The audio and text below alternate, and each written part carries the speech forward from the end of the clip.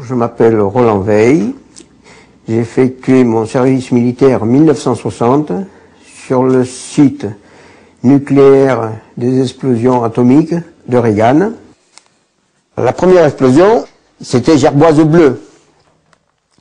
Elle a eu lieu le matin à 7h04 précise. Et quand l'officier nous a dit, ça y est, pouvez-vous relever pour regarder le champignon?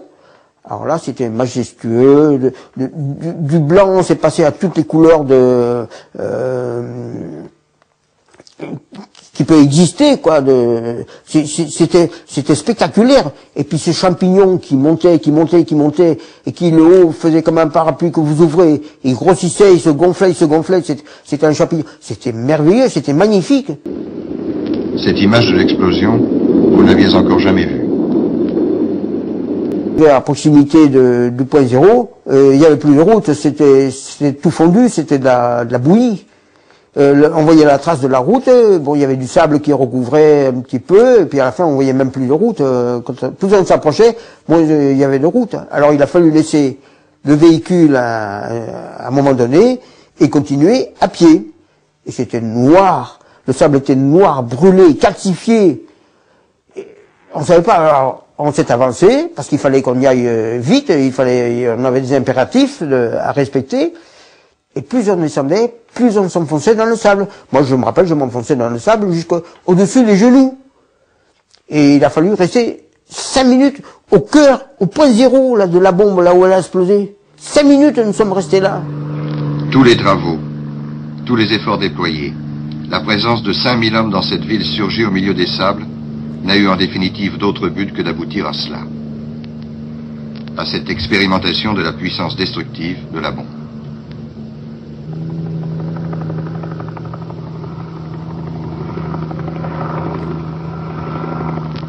À cette tâche insolite au milieu du désert, à ce décor lunaire, à ce cercle de 800 mètres de diamètre de sable vitrifié et noirci.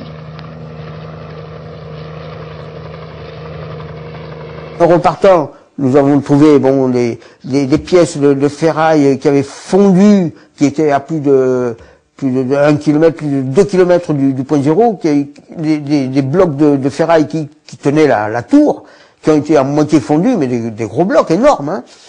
Et puis après tout le matériel militaire qui était posé par terre sur le champ. Le plus spectaculaire, ça a été les 3 avions. Il y avait 3 avions, 3 Mystère 4, là, dont un était retourné, et les 2 autres, ils étaient pliés comme des croissants.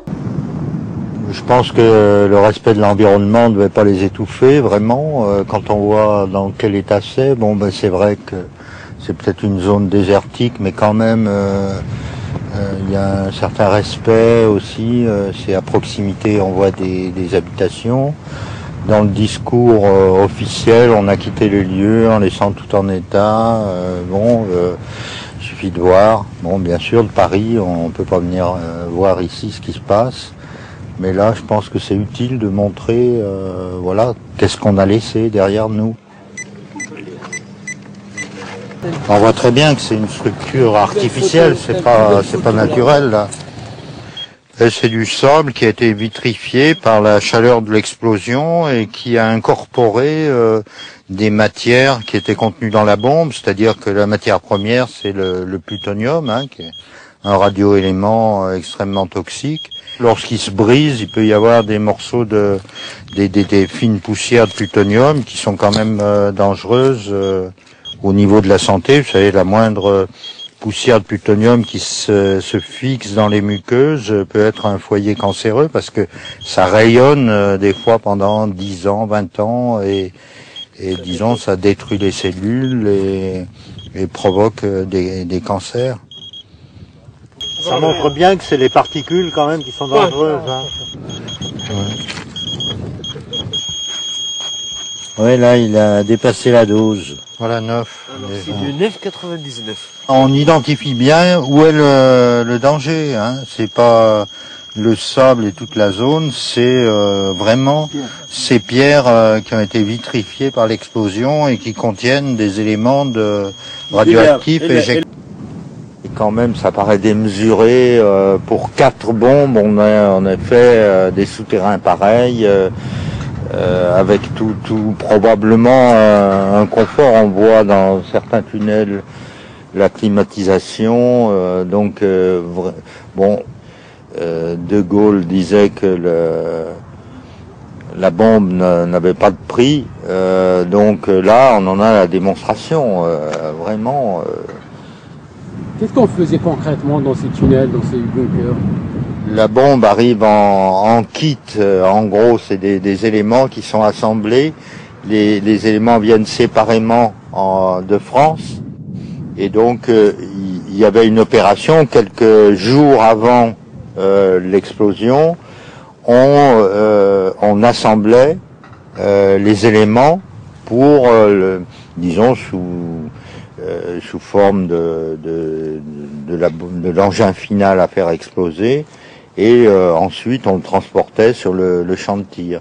Ça, c'était la première opération. Et ensuite, il y avait d'autres opérations qui se faisaient, alors probablement pas dans les mêmes laboratoires. Donc il devait y avoir des installations qu'on appelle boîtes à gants, où on analysait les échantillons qui étaient pris sur le champ de tir ou dans le champignon. Participer à la première explosion atomique, pour nous, c'était quelque chose de formidable. C'était l'honneur de la France, quoi. Mais c'est tout. Ça s'est arrêté là. Vous ressentiez une certaine fierté à ce moment-là d'être... Ah, nous étions, oui, c'est... très fiers.